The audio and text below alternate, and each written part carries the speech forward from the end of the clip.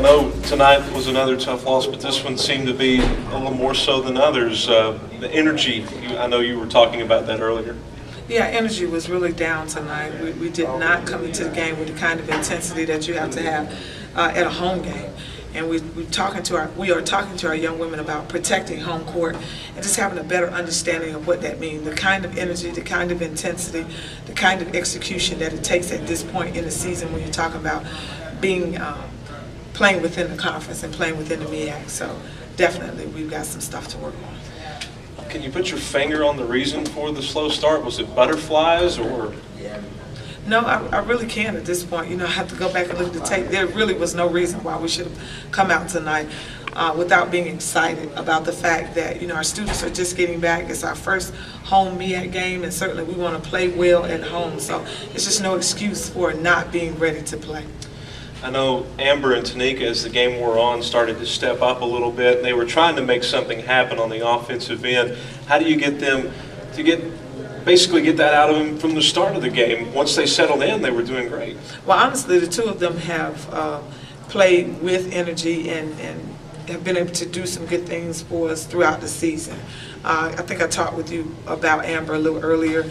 At this point, she's had the opportunity to be that MEAC rookie, you know, this year. So it lets you know what kind of talent she has there. And then Tanika being a returning player, certainly she wants to do well and is fighting to get herself in the best shape and understanding of what we're asking her to do, and so we applaud her efforts as well there.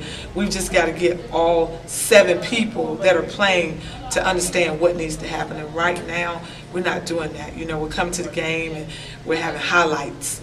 You can see, like you said, flashes of what we're possibly able to do, but we're not doing it from possession to possession. I know a couple times during the game, defensively, you deployed a trap, and it seemed to work every time you used it against Howard. Is that something that this team may look at going forward, using a little bit more? Well, a lot of times, you know, strategically, we did want to look at trapping them, but on our calls a couple of times, we were slow reacting. And so that's why you saw sometimes where the young women were maybe moving a step slow to the traps, they were able to reverse the ball and get open shots.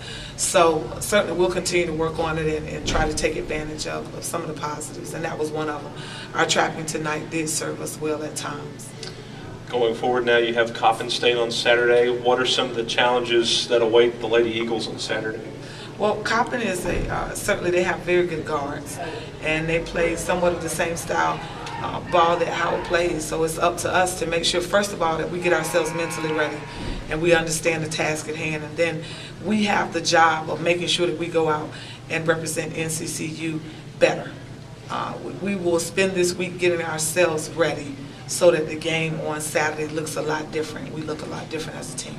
You mentioned the guards of Coppin State. You've faced some teams with some really good guard play. Howard, for one, had a couple of outstanding guards, and then Winthrop, they were guards all over. How do playing those teams prepare you for a Coppin coming in on Saturday?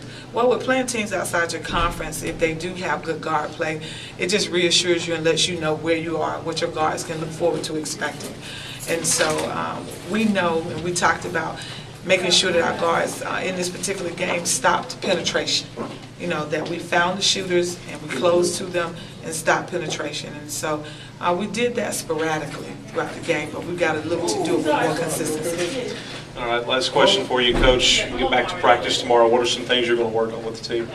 Defensively, we got to work on a lot of things. Transition defense, we gave up too many easy buckets very early on, and then we'll work on offensively, just making sure we get in more of a rhythm.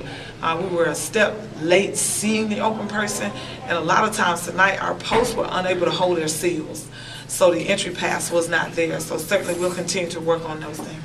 One quick follow-up. You mentioned that you were one step in seeing those players coming open on screens or whatever on that quick pass that you needed to make. Is that something that just comes for this team with time as they go forward, anticipating that someone's going to come open on that screen or curl and get that pass in there, as you mentioned, a step quicker?